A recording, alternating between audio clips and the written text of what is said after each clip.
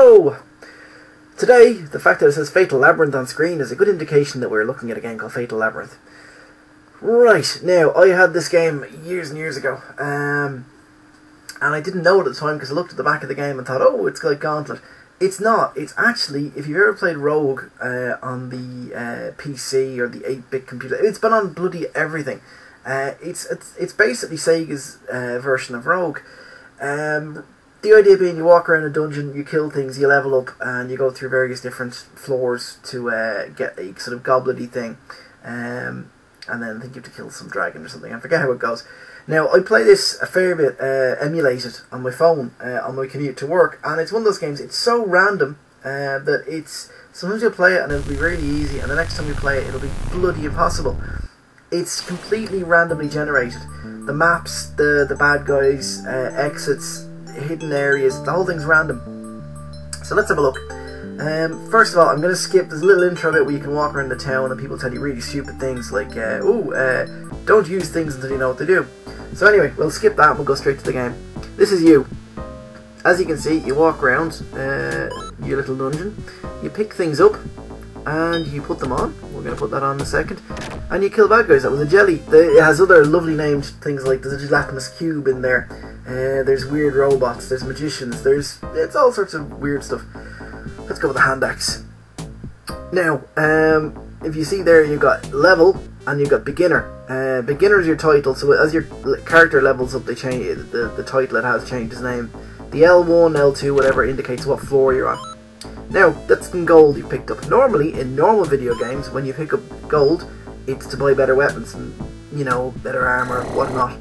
In this game, it's to buy you a better gravestone. Yes, that's the only thing it's used for. The more gold you have at the end of the game, when you die, and you will die, you see a bigger gravestone depending on how much gold you collected.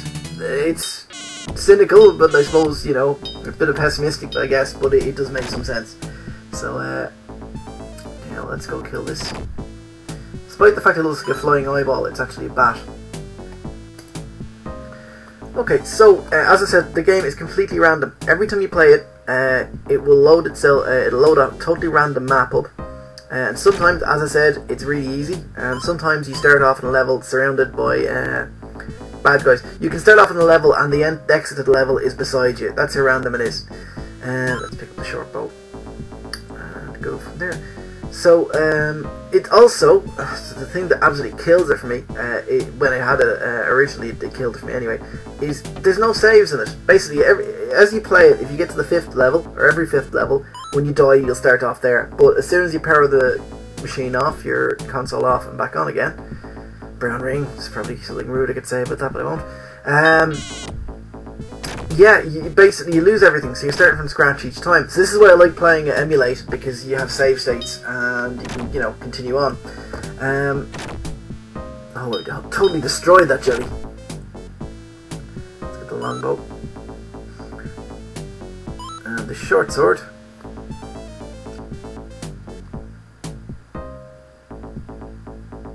Now the downside to the randomness is that some levels, as I said, you start beside an exit. Other times, like I said, you're wandering for ages trying to find a secret hidden door somewhere. Let's get that helm on there. Now, despite what I'm going to talk about in this game, I actually really like this. It's, you know, the way the Dark Souls of today, or Demon Souls, in that it's just horribly unfair, strangely satisfying. It's in a way as well, it's a very Western kind of RPG. There's no storyline, you're no chosen one or anything. Well, the storyline, there is a storyline, but it's very basic. It's, oh, a giant castle has appeared, find some magic goblet and kill the bad guy who's in there, otherwise they'll be unhappy. But it's basically all about just collecting gear, you know, increasing the level of your equipment, leveling up, and just killing bad guys. There we go. There's no other faffing about it. And like I said, in a way, for the, you know, with no storyline, I kind of enjoy it. Sorry, my creaky chair is creaky.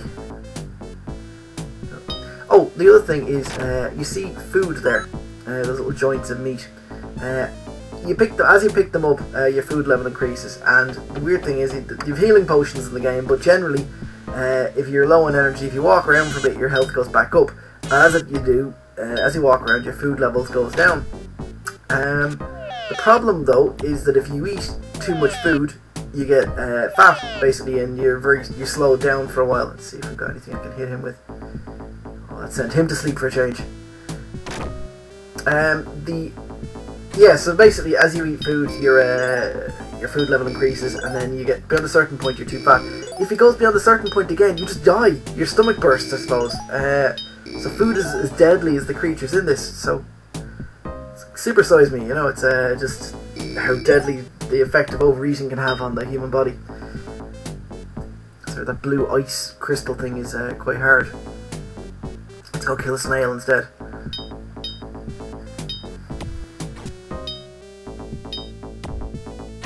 Totally destroyed that snail. Okay, let's use some bows and see if we can. Okay, that didn't work.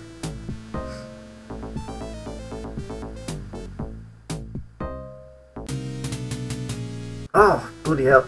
Right, what I was trying to do there is there's a little weird trick you can do. I was going to just raise my armor level up and show you how cool it was. Instead, I've managed to give myself a cursed bow. The bow that does no damage whatsoever. And I can't remove it now. So, yeah, I'm probably going to be dying shortly. So we'll try this again, just see if I can... No. Alright, let's go try and kill the snail by waving some arrows at him. Okay, we'll try this again in a second. As I said, I'm going to do this properly. I'm going to come back and just for a change show you later on, maybe in another review, some fairly deep, into this game. See if I can work to get the save games off my phone, then we'll do it that way. But I'm being chased by a snail.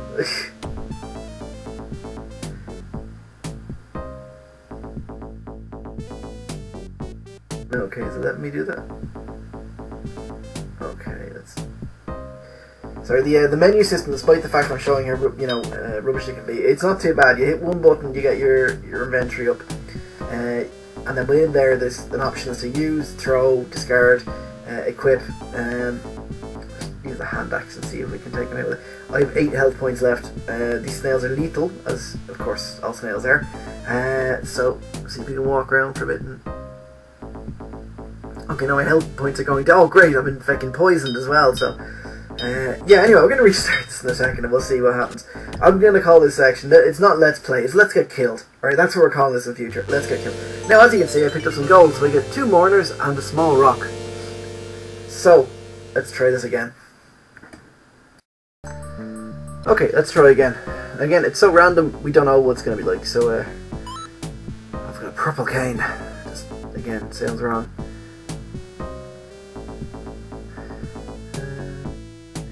Oh, there's a flying eyeball. Let's pick up more grave money. No, we don't want to equip. So, yeah, basically, when I was a nipper, I had Rogue, which was a game on the... I think I had it on the Atari 800 XL. Might have been the Commodore. But Rogue, it was basically a conversion of the PC game Rogue. And if you've ever seen Rogue, or its kind of cousin NetHack, it's... Forever, Rogue is literally a little ASCII character wandering around an ASCII map. What I mean by that is, I remember, I can't remember if it's NetHack or Rogue. One of them uses a little @ symbol for you, and then everything else is drawn with just literally character symbols. Now, this is what I'm talking about here. I haven't been able to pick up a new weapon yet, and the magician is basically putting me asleep every couple of seconds, and that worm-looking thing is beating the shite out of me. And I can't even get down to get the potion, which would probably bring me back to life. So this is what I'm saying, how random it is. Oh, okay, and no, dead again. Oh, I haven't even got mourners this time. Look, I've got a pebble. There you go. Makes you wonder, do the monsters bring your body back down and bury you with the it doesn't really make that much sense. It's not really that kind of game, to be honest.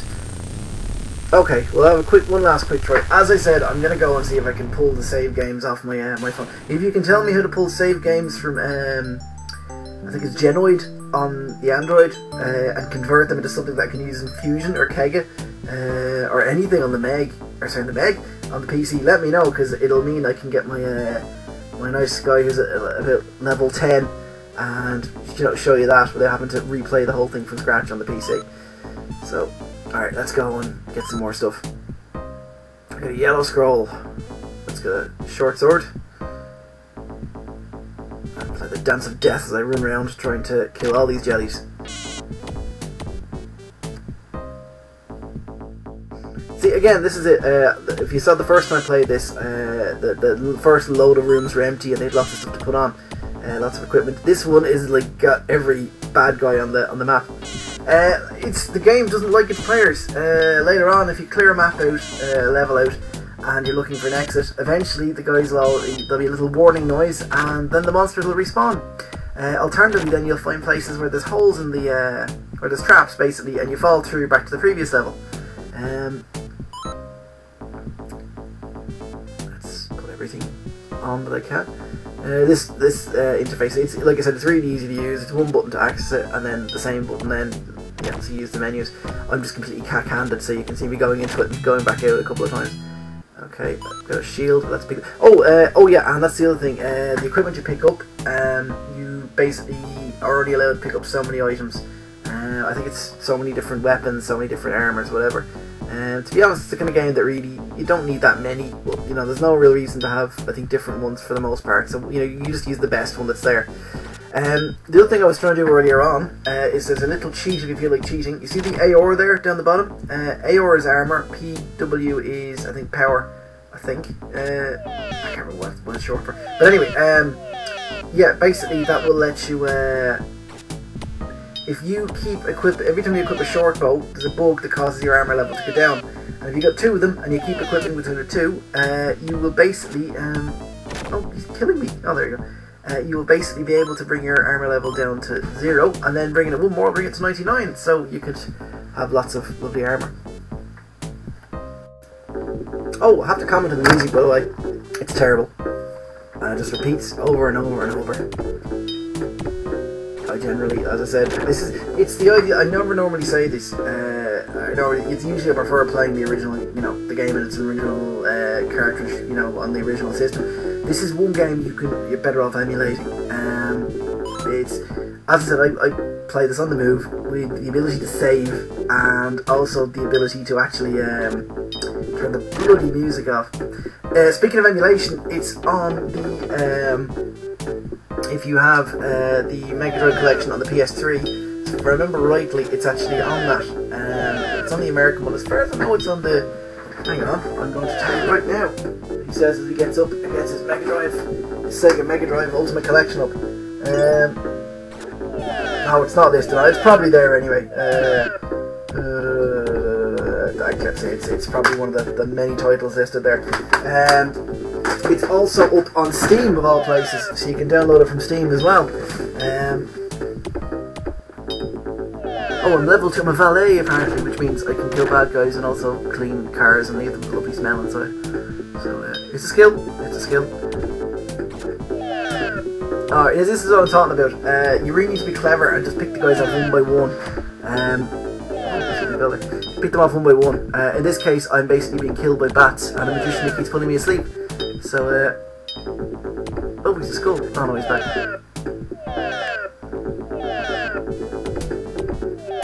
Oh, well, this is just rubbish, isn't it?